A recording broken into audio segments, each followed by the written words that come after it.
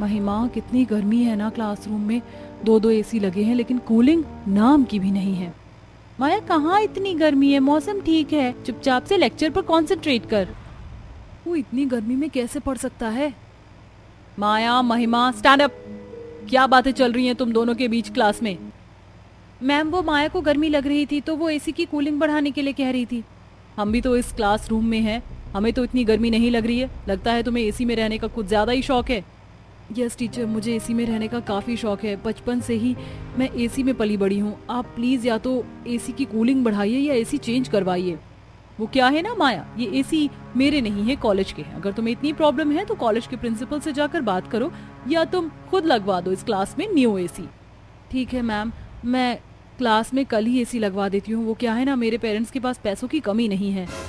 इतने ही पैसे हैं ना तुम्हारे पेरेंट्स के पास तो उनसे कहकर किसी नए कॉलेज में एडमिशन ले लो, क्योंकि अब मैं तुम्हें पास करने से रही। अपना बैग उठाओ और निकलो क्लासरूम के बाहर। माया एटीट्यूड में अपना बैग उठाती है और क्लासरूम से बाहर जाने लगती है। तभी बेल बजती है और महिमा भी माया के पीछे पीछे आ जाती है। टीचर को सिर्फ सॉरी बोल देती, बात को इतना आगे बढ़ाने की क्या जरूरत थी। और यार, मेरे ख्याल से तुझे बिना एसी के रहने के लिए आदत डालनी होगी। हर वक्त तुझे एसी मिले जरूरी तो नहीं। यार, अगर ये सब लोग एसी में नहीं रहे तो उसमें मेरी क्या गलती, बट मैं बिना एसी के नहीं रह सकती। मुझे बहुत गर्मी लग रही है। मैं जा रही हूँ कोल्ड कॉफी पीने, तू चल रही है मेरे साथ?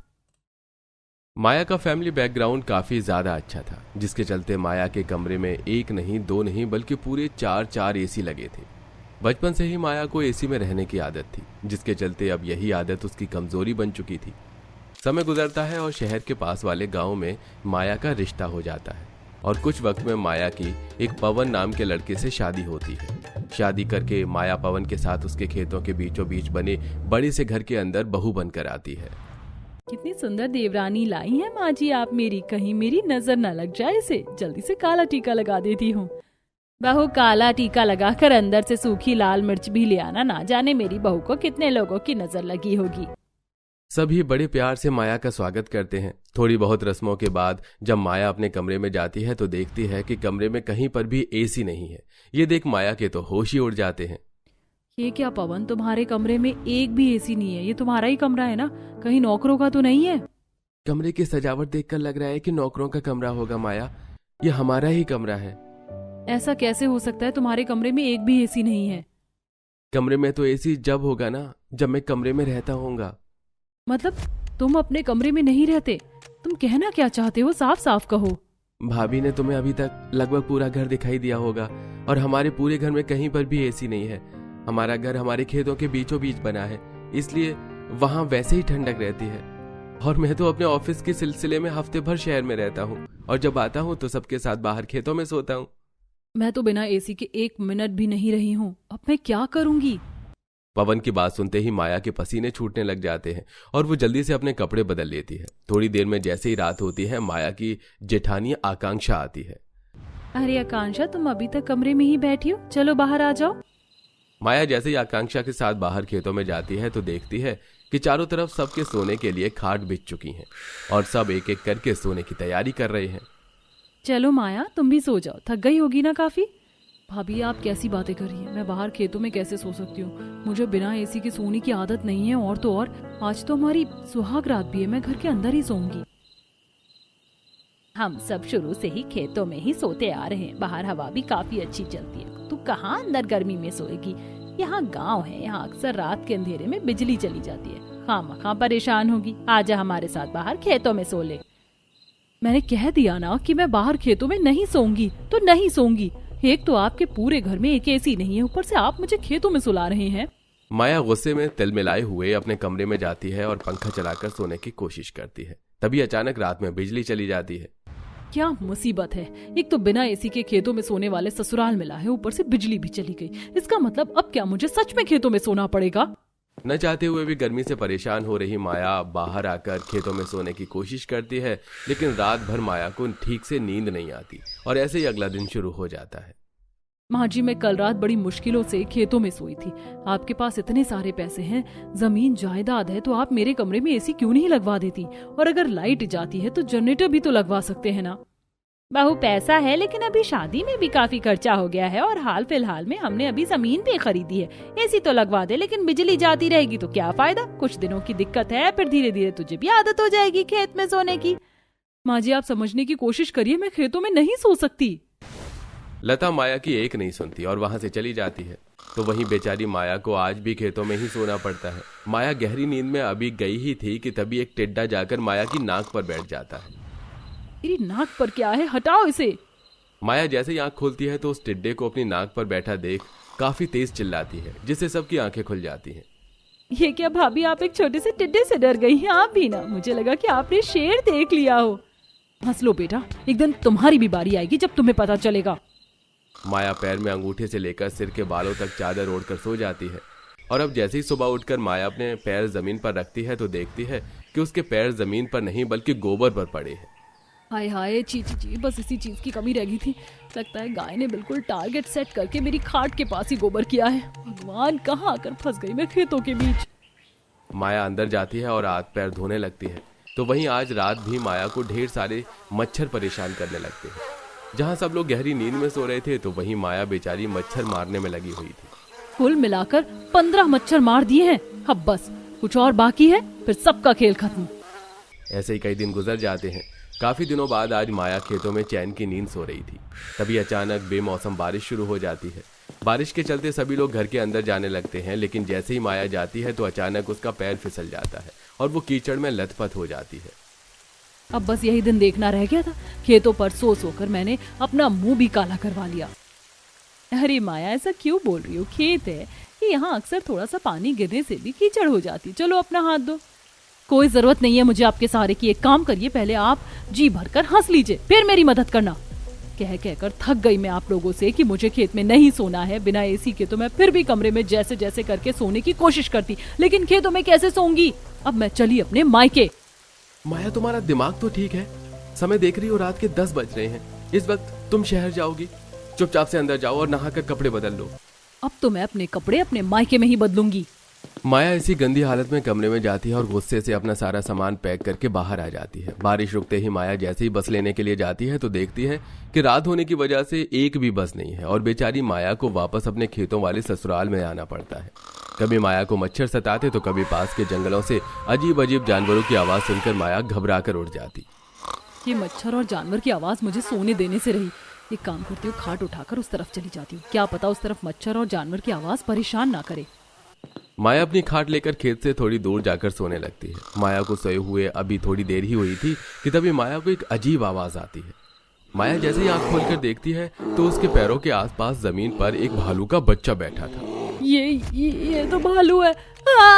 माँ जी, पिताजी, जेठानी जी, जल्दी से उठिए, भालू का बच्चा मुझे खा जाएगा। माया के चिल्लाने की आवाज सुनकर सभी लोग उठ जाते हैं। तो वहीं मिथिलेश जल्दी से एक डंडे पर कपड़ा बांधकर उसे जलाकर माया के पास आता है। उन लोगों को देख वो भालू का बच्चा डरकर वापस जंगल की तरफ भाग जाता है। तो वहीं अब सब माया को घर के अंदर लेकर आते हैं। थोड़ा पानी पी लो और रिलैक्स हो जाओ। भगवान का शुक्र है उस भालू ने आपको कोई नुकसान नहीं पहुंचाया। कहने को तो वो भालू का बच्चा था, लेकिन काफी खतरनाक था। क्यों बाबा? सही कहा तुमने बेटा। इसलिए मैंने फैसला किया है कि पवन और माया बहू अब हमारे साथ इस खेतों के बीचों बीच नहीं रहेंगे। क्या? लेकिन क्यों बाबा? हमसे कोई गलती हुई है क्या? बेटा, गलती तुमसे नहीं बल्कि हमसे हुई है। हम सबको तो खेतों में सोने की आदत है, लेकिन हमने माया बहू के बारे में एक बार भी नहीं सोचा कि वो शहर से आई है। उसे कितनी दिक्कत होती होगी। तुम तो काम के सिलसिले में शहर रहते हो, लेकिन बेचारी माया बहू का क्या होगा। इसलिए अब तुम हमारे साथ इस घर में न रहकर यहाँ से थोड़ी दूर मेन गांव में जो हमारा घर है वहां पर तुम लोग रहो, और वहां मैं एक एसी भी लगवा दूंगा। जो भी कुछ हुआ उसे हम नजरअंदाज नहीं कर सकते। माया बहू से ज्यादा हमारे लिए और कुछ भी जरूरी नहीं है। जिन ससुराल वालों को माया अब तक इतना गलत समझ रही थी, उनकी बातें सुनकर माया की आंखें भर आती हैं। और अब अगले दिन ही माया अपने पति के साथ दूसरे घर में शिफ्ट हो जाती है और आराम से अब कमरे में लगे एक ही एसी में अपना अच्छे से गुजारा करती। शिप्रा भाभी, आपने मेरी नीली वाली शर्ट कहाँ रखी है? पूरी अलमारी छान मार ली, कहीं भी नहीं मिल रही है। ऑफिस जाने के लिए लेट हो रहा है, जल्दी से आकर दे दीजिए। तभी शिप्रा हाथों में शर्ट लेकर कमरे में आती है। ये लीजिए देवर जी, आपकी शर्ट धुल दी है। अपनी नई शर्ट में रंग लगा देखकर आदर्श शिप्रा पर भड़क जाता है। शिप्रा भाभी, आपने मेरी इस नई शर्ट का भी नाश मार दिया। मॉल से खरीद कर लाया था, पूरे 1500 की पड़ी थी। आज इसे पहनकर ऑफिस मीटिंग में जाने वाला था ताकि बॉस पर अच्छा इंप्रेशन जमे। अब क्या पहनूं बताइए। तभी हाथों में साड़ी लिए सास कल्याणी कमरे में आती है। शिप्रा बहू, तेरा धंधा सचमुच बड़ा खराब हो गया। कितनी बार समझाया है तुझे कि सारे कपड़े एक साथ भिगोकर मत छोड़ा कर, कुछ कपड़ों के रंग कच्चे होते हैं, उतर जाते हैं। मम्मी जी, एक तो पहले ही देवर जी की किचकिच सुनकर मेरे कान पक चुके हैं। प्लीज अब आप लेक्चर मत झाड़िए। मेरा समझाना तो तुझे लेक्चर ही लगेगा ना। तूने तो मेरी इतनी महंगी कॉटन की साड़ी की जात मार दी। तुझे मैं समझाकर थक गई हूँ कि बहू कपड़े अलग अलग धोया कर। सास और देवर की चिकचिक से शिप्रा घमंड में बहसबाजी पर उतर जाती है। हद है मम्मी जी, मैं चाहे आप लोगों के लिए जितना भी कर लूं, इस घर में मेरी कदर घर की मुर्गी दाल बराबर जितनी है। अरे अकेली बहू सब लोगों का खाना बनाए, बर्तन मांजे, कपड़े धोए, क्या क्या करे। पिछले 2 हफ्तों से कपड़े धोने की मशीन खराब पड़ी है। सबको कहकर थक गई हूँ ठीक करवाने के लिए, लेकिन किसी के कान पर जूं भी नहीं रेंग रहा। और देवर जी, अपने कपड़े तो आप खुद भी धो सकते हैं। शिप्रा बहू, जब घर के मर्दाने खुद से कपड़े धोकर पहनेंगे तो तू क्या घर में झक मारने के लिए है? कल्याणी बात को ज्यादा खींचातानी नहीं करती और सब कुछ ससुर अनिल को बताती है। कल्याणी जी, शिप्रा बहू के तमाशे से मैं तो तंग आ गया हूँ। मेरी मानिए तो अब आदर्श की शादी करवा देते हैं। कुछ दिनों में कल्याणी कविता को चुनकर बहू बना कर ले आती है। हाँ छोटी बहू, इस परिवार में तुम्हारा स्वागत है। कविता कलश गिराकर गृह प्रवेश करके अंदर आती है और अगले दिन नहा धोकर रसोई में आती है। नमस्ते माँ जी, बता दीजिए खाने में क्या क्या बनेगा। तभी जेठानी, जिसका कमरा रसोई से जुड़ा हुआ था, झपकी मारते हुए आती है। गुड मॉर्निंग देवरानी जी। मम्मी जी। खुल गई तेरी नींद शिप्रा बहू। मैंने सारे जूठे बर्तन निकालकर बाहर रख दिए और कपड़े भी जमा हो गए, धो लो जाकर। छोटी बहू, तुम खाना बनाना चालू कर दो। जी माँ जी। आंगन में चिलचिलाती धूप में कपड़े बर्तन धोने के नाम से जेठानी के पसीने छूट जाते हैं। बाहर तो बिल्कुल तीखी मिर्ची जितनी तेज धूप है। पता चले कपड़े बर्तन धोने में मैं भुन जाऊंगी। दीदी, आप मुझे जल्दी से पतीली, परात, कढ़ाई, कुकर धोकर दे दीजिए ताकि मैं पकवान बना लूं। तभी शिप्रा अपना सर पकड़ लेती है। उई माँ, गर्मी से मेरा सर जोर से चक्कर दे रहा है। देवरानी जी, आज के लिए कपड़े बर्तन तुम धो लोगी। पर दीदी, मुझे तो चूल्हा पूजन करना है। कोई नहीं, तुम्हारे बदले मैं पकवान बना दूंगी, बाकी तुम परोस देना। भोली कविता शिप्रा की मक्खन भरी बातों में आकर कड़ी धूप में कपड़े बर्तन धोती है। वहीं जेठानी रसोई की खिड़की खोलकर अपने कमरे से एसी की ठंडी ठंडी हवा खाते हुए खाना बनाती है। आहा, एसी की चिल्ड हवा खाते हुए खाना बनाने का मजा ही अलग है, वरना इतनी धूप में बर्तन कपड़े घिसने पड़ते हैं। अब तो गर्मी में देवरानी कपड़े बर्तन धोएगी कुछ देर बाद। उफ, इतने कपड़े धोते धोते मेरी तो कमर अकड़ गई। अभी करारी धूप है, सुखा देती हूँ जाकर। देवरानी जैसे कपड़े सुखाने जाती है तो शिप्रा सबको खाना परोस देती है। क्या बात है, रसमलाई तो एकदम हलवाई के जैसी बनी है। आहा। पापा, ये मटर पुलाव भी एकदम खिला खिला बना है। पापा, ये मटर पुलाव भी एकदम खिला खिला बना है। सच में शिप्रा बहू, तेरी देवरानी ने खाना बड़ा दमदार बनाया है, पर है कहाँ। मम्मी जी, ये दाल मखनी, पुलाव, छोले, पूरी, पनीर सब कुछ मैंने बनाया है, क्योंकि देवरानी जी ने कहा था उनका खाना बनाने में हाथ काफी खिंचा खिंचा है। जेठानी को अपनी तरफदारी करते देखकर देवरानी को खटकता है और इस बात के लिए कविता टोकती है। जेठानी जी, आप तो बड़ी चंट है। मुझसे कपड़े भी धुलवा लिए, बर्तन भी मंजवा लिए और खुद खाना बनाकर अपने मुंह मियां मिट्ठू भी बन गई। क्यों देवरानी जी, मेरी थोड़ी सी तारीफ तुम्हें हजम नहीं हुई? जलन मच रही है? इतने सालों से सबको खाना बनाकर मैं ही खिला रही हूँ और आगे भी मैं ही खिलाऊंगी। तुम बस केवल बर्तन और कपड़े धो लेना, वो मुझे गर्मी और धूप से एलर्जी है। शिप्रा कविता पर जेठानी होने का रौब जमाकर कमरे में चली जाती है। वहीं देवरानी को गर्मी में कपड़े बर्तन धोना पड़ता है और जेठानी बड़े ठाठ से ठंडी ठंडी हवा में खाना बनाती है। उफ, आज तो किचन में कुछ ज्यादा ही घमस मची पड़ी है, पसीने नहीं सूख रहे। शिप्रा कुकर में चावल चढ़ाकर किचन से कमरे में चली जाती है। आहा, क्या मस्त एसी की हवा लग रही है। किचन तो भट्टी जितना गर्म था। खड़े खड़े गर्मी में खाना बनाने में कचूम्बर निकल जाता है। किचन में भी एक एसी फिट करवा लेती हूँ। एसी की हवा खाते खाते जेठानी की आंख लग जाती है। वहीं चावल में सीटी लगकर वो जल जाता है। ये जलने की महक कहाँ से आ रही है? जेठानी जी, किचन में कुछ जल रहा है क्या? जेठानी की आवाज न आने पर कविता बर्तन धोना छोड़ छाड़ कर रसोई में आकर गैस बंद करके कमरे में आती है। जेठानी जी, आप किचन में खाना चढ़ाकर यहाँ खुद एसी की हवा खा रही है। वहाँ कुकर के सारे चावल जल गए। जलने की बदबू तो तुम में से ज्यादा आ रही है देवरानी जी। जब देखो मुझसे सड़ती रहती हो। आपको तो किचन में ठंडक में खाना बनाना पड़ता है, लेकिन इतनी कड़ी धूप में बर्तन तो मुझे मांजने पड़ते। ऊपर से आप बर्तन जलाकर मेरी मिट्टी पहाड़ कर देती हैं। बर्तन, कपड़े और खाना बनाने को लेकर दोनों देवरानी जेठानी में किचकिच मच जाती है।